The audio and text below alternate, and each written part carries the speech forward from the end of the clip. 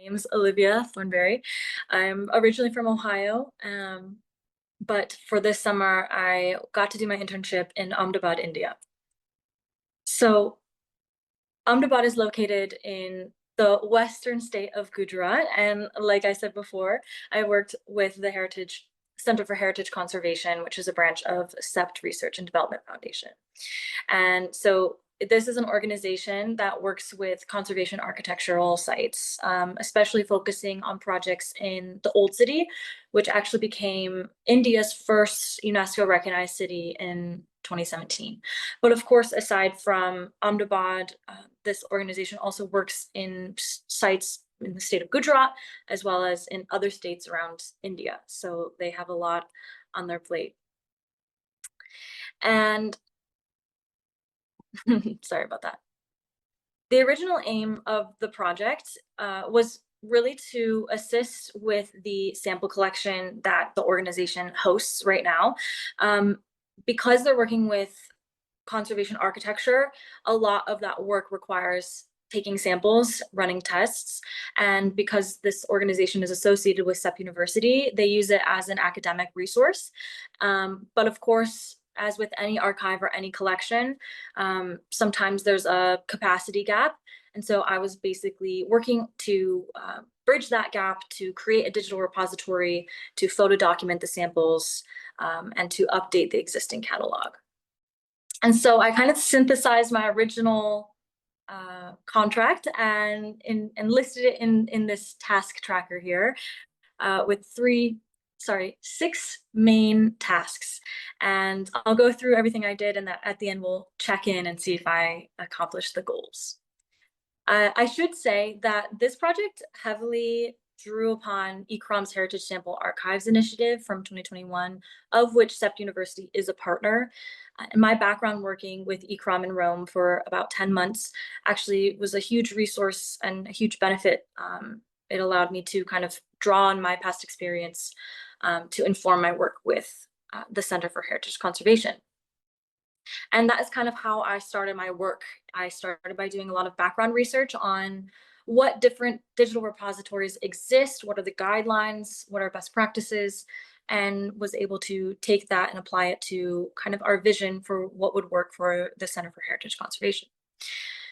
I also started off very strongly in working by measuring and weighing and photographing the undocumented samples that were just kind of hanging around in the lab, as well as updating the digital catalog with over 100 new entries from varying projects. So starting off strong there, you can see some images from that work. Me in my, my lab coat made me feel very scientific. And I also was able to upload all of this data on a map using Google Earth. But I figured that this map was not exactly visually friendly. So I created this separate map for just visual representation of how expansive the work is going on with the Center for Heritage Conservation. I'm hoping that this map, which is editable, will be a future resource as well for the center, because I'm hoping that they'll be able to use it even for their own materials. And probably the most exciting part for me of the work that I did while I was in India were the site visits. So I worked mainly with this site called Tongshaw Nipol, which is located in the UNESCO recognized Old City. And I'll tell you a story about it and why I find it so compelling. It's a mosque. It's a wooden architecture mosque, which is actually not quite common. And so it was unique in that own regard, but it was actually victim to destruction in the 80s during religious riots. And so it actually serves as a really wonderful example of community growth and religious tolerance, striving towards religious tolerance. Particularly through some of the challenges it actually presents. So this site has two trees growing. One is a palm tree and one is a peepal tree, a sacred fig. And if you know anything about Islam and Hinduism, these are sacred trees respective to those religions. So the palm tree in Islam and the peepal tree in Hinduism. And both of these trees are actually causing structural concern for the site. but it's difficult to find people who want to destroy these trees because they are sacred trees. And there's kind of a hesitancy because of wanting to preserve the religious tolerance that's been built in this community since the riots. And so I find it really interesting. It was a wonderful insight into some of the community issues that come up in a context completely different from the context I've worked in before. But of course, it is moving forward. You can see in these pictures the discussions that we're having, the samples that we're taking, the photographs that we're taking are all working towards making this a site that can be used again by the community, something that is safe and welcoming for all. So it was very exciting being able to go on site, especially in a UNESCO recognized city. Also, something by complete luck, I would say, ICROM released their guide for management for heritage sample archives in the very middle of my internship. And this was a wonderful resource for me. I ended up taking it and adapting it into, I think it's around 40 pages, this sampling and access policy for the conservation laboratory with SEPT, which was just such a wonderful experience. I really enjoy working with policy. And this is a collection that's really transitory. It's mainly been used as an academic resource, but in the name of sustainable heritage practice, there's a aim to make this collection more accessible to students, more accessible to researchers, whoever really needs to use it. Because if we take a building and we preserve it and we conserve it based on its intrinsic value, then we kind of have to understand that the buildings that make it also have the building materials that make it also have intrinsic value. So we don't want to just keep taking samples, keep taking parts of the building away to run the same tests over and over. So the goal is to be able to reuse these samples that have already been taken for future research. So it was really exciting to be able to create this kind of preliminary policy for that aim. I'm not sure if it'll load. Oh, it did load.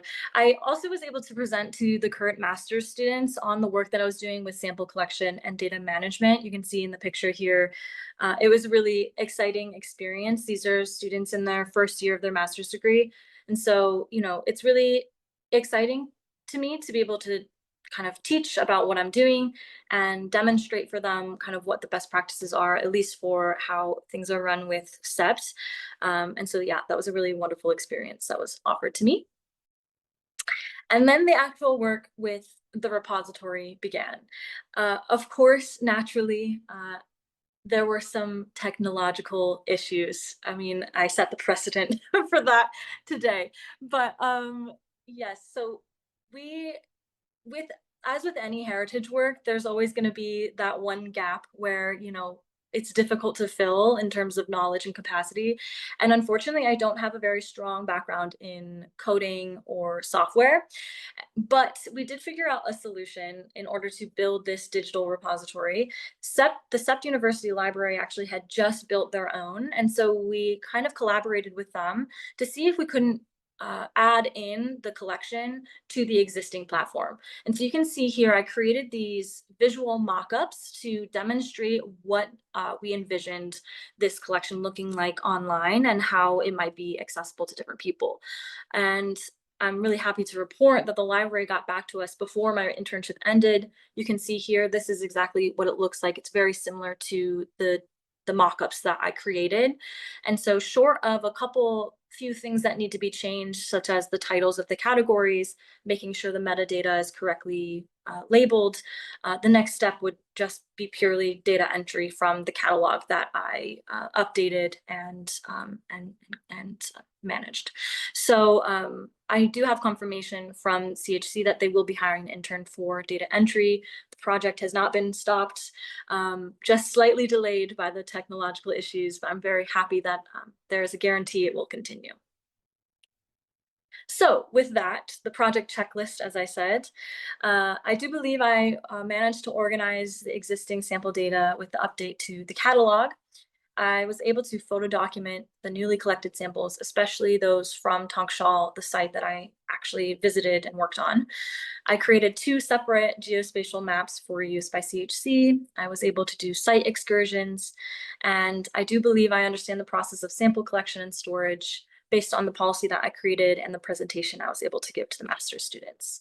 The digital repository is the only one that I marked as in progress. I think for my purposes and for my time there, I am very happy with the work that I have done. I'm very excited to see it be taken forward, but I did mark it as in progress because it's technically not live yet. But aside from the work that I did, I also had several really important personal outcomes. Of course, it's so difficult to get hands-on experience in the heritage sector, especially as a young heritage professional. And so I really valued the way that CHC encouraged that for me and created opportunities for me to get hands-on experience. I also made a lot of friends. I also met a lot of professional contacts. This was really wonderful for me, always making sure I had someone to eat lunch with, someone to spend my weekends with. I met some really wonderful people, especially associated with the Center for Heritage Conservation. My coworkers are fantastic people. And lastly, I also got a really unique international context for my work.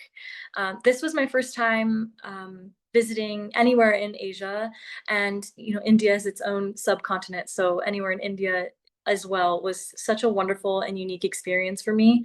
I had such a wonderful time, and I'm very deeply appreciative of the exposure to this different culture that I got from my time there.